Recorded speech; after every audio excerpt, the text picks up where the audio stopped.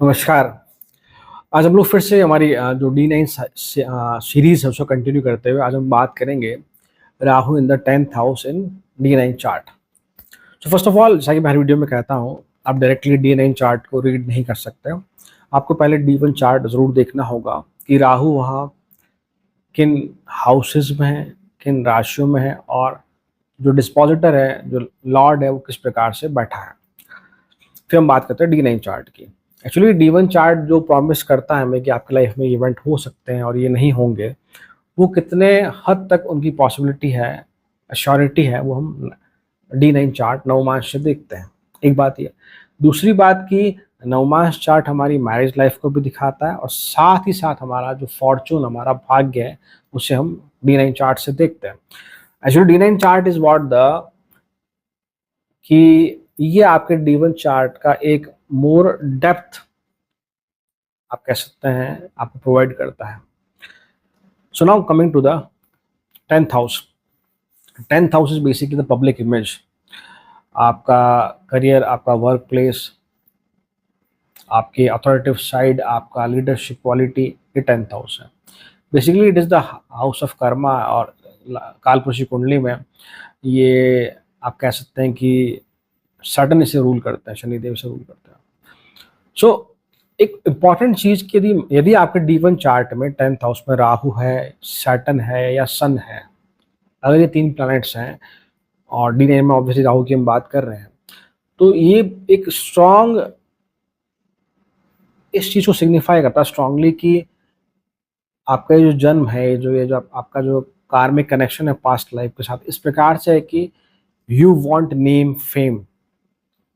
आपकी जो हंगर है वो बहुत ज़्यादा बढ़ा देता है, स्पेशली यदि वहाँ पर D1 में राहु, सन या सैटर्न है। तो मतलब कि जो कई जन्मों से जो हमारी है टेंडेंसी कि नहीं, मुझे जीवन में ये चीज़ तो चाहिए ही चाहिए, राहु यहाँ पर वो है।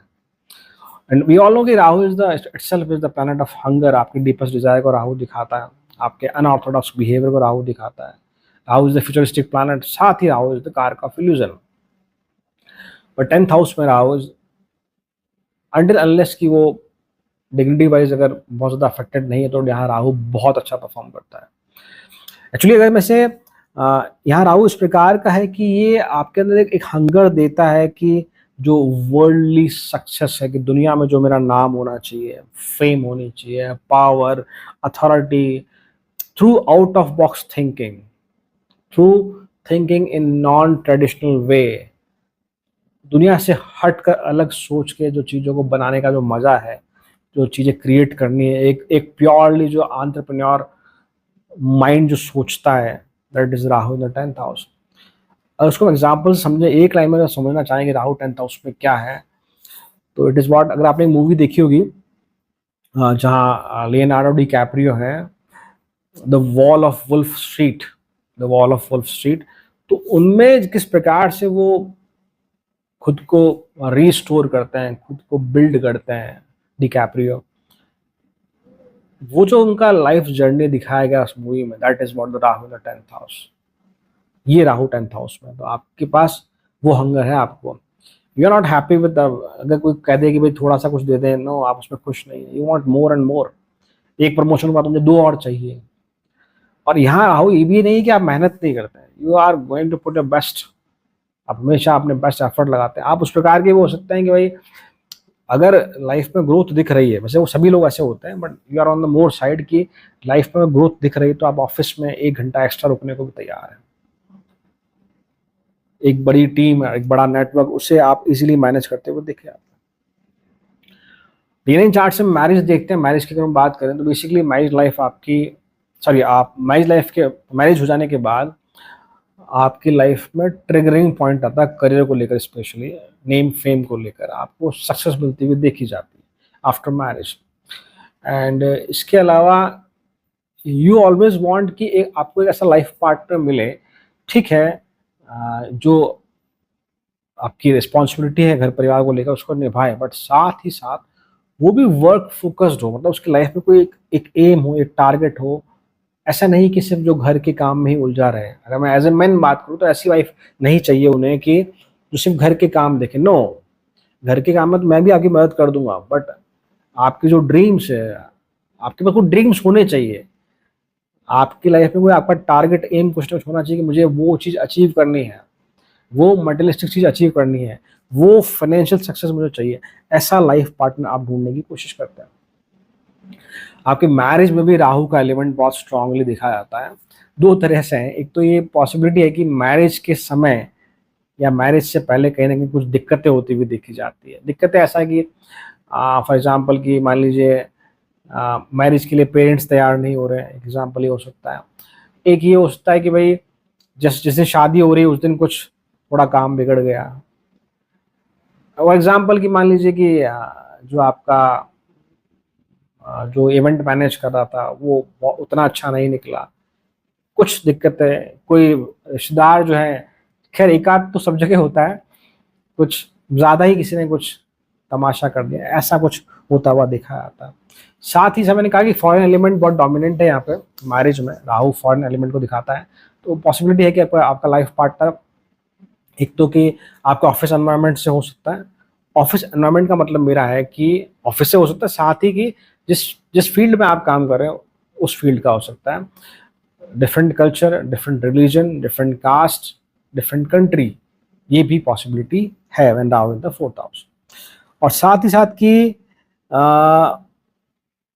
जैसे मैंने पहले भी कहा कि एग्जांपल दिया आपको the Wall of Wolf Street का, तो आप उस प्रकार का तो बिल्कुल भी नहीं है कि जो 9 to 5 की जॉब में स्टक रहना चाहते हैं।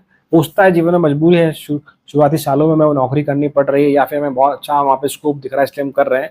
But after certain time you always want कि मैं खुद का कुछ बिजनेस करूँ, छोटा मोटा खुद का कुछ अलग करने की कोशिश करूँ, या मेरे पास अगर कोई स्किल है तो उसको मैं फाइनेंशियली एस्टेब्लिश करने की कोशिश करूँ। इस प्रकार के कुछ आपके थॉट प्रोसेस हो सकते हैं।